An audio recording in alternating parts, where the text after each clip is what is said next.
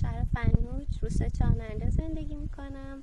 من تونستم توی 4 سال گذشته کمک کنم به کاربردی تر شدن و با کیفیت تر شدن محصولات سوزن‌دوزی روستامون و تولید اونها توسط خانم‌ها و دختران جوان روستا. من امیدوارم که یه روزی فروش محصولاتمون انقدر زیاد بشه که بتونن برای همه خانم‌های سوزن‌دوز روستای خودمون و روستای اطراف کار داشته باشه. ما این هستش که محصولاتی که تولید می‌کنیم به شکلی باشن که برای زندگی شهری هم قابل مصرف باشن و سلیقه اون آدم‌ها رو هم در نظر بگیرن. اولین محصولی که ما ساختیم یه سری تابلو بودن. این تابلوها رو اون زمان که ساختیم یه آقای نیکوکار تهرانی به روستامون اومدن و ایشون تابلوهای ما رو با خودشون به تهران بردن. بعد که تابلوها فروخته شد و استقبال خوبی ازشون شد، این اتفاق برای من و خانمایی که توی سوزن‌دوزی تابلوها بهم کمک کرده بودن واقعا خوشحال کننده بود و ما امیدوار شدیم که از این طریق بتونیم محصولات بیشتری رو بفروشیم. بعد از این اتفاق من چرخی که مادر بزرگم داشت و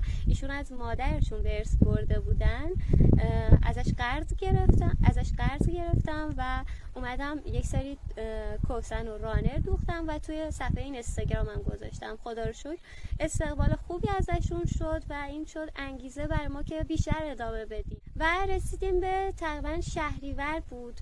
باز اون آقای نیکوکار تهرانی به روستامون اومدن. من علاوه بر تابلوها این دفعه یه سری کیفم براشون آماده کردم. از این کیفای دوشی بهشون نشون دادم، گفتم که حالا اگه امکانش هست اینا رو هم ببریم برای ما و ببینین بازخوردش چطوریه.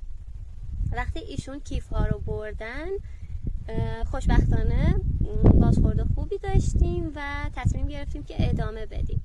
بعد کیف ها رو کم کم که بهتر میشد ایشون میبردن نشونه حالا کسایی که توی کیف سازی متخصص بودن و حتی فروشنده هایی که توی کار کیف سازی بودن نشون میدادن و اونها ایرادای کارمون رو بهمون میگفتن. ما سعی کردیم این ایراده ها رو رفع کنیم. زیر سازی رو که یاد گرفتم چرخ مادر بزرگم در اثر این که حالا باش یه چیز زخیم رو میدوختم، کیفا زخامت پیدا کرده بود و میدوختم خراب شد. بعد اون آقای نیکوکار بهمون گفتن که برای روز معلم میخوان ازمون یه تعداد کیف بخرن، چه مدل کیفایی میتونیم آماده کنیم. تا یه رنج قیمت بهمون دادن. بعد من نگاه کردم این کیفای دهان فلزی مجلسی بود. گفتم از اینا براتون میسازیم ولی یه مشکلی داریم.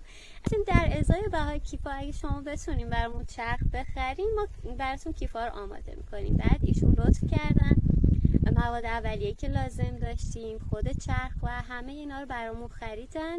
ما کیفا رو ساختیم و همه کسایی که هدیه گرفته بودن خیلی خوششون اومده بود. بعدشون گفتن که حالا که این همه تلاش کردین و کارتون خوب بوده بیشتر بهتون کمک میکنن. بعد بهمون کمک کردن، یه سری وام دوباره بهمون دادن.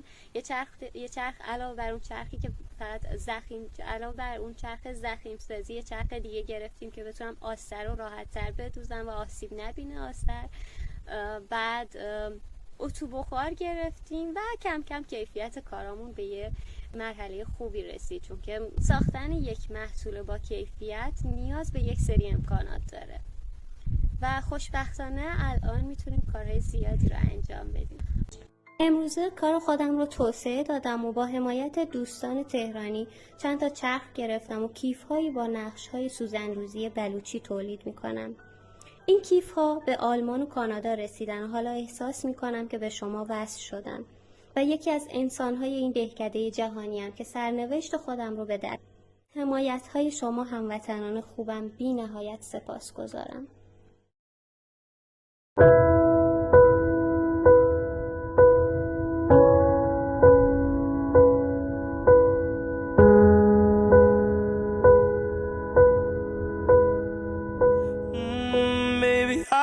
Understand this, you're changing, I can't stand it. My heart can't take this damage, and the way I feel can't stand it. Maybe I don't understand this, you're changing, I can't stand it. My heart can't take this damage, and the way I feel can't stand it. Maybe I don't understand it. Girl, you're making it hard for me. Girl, you're making it hard for me.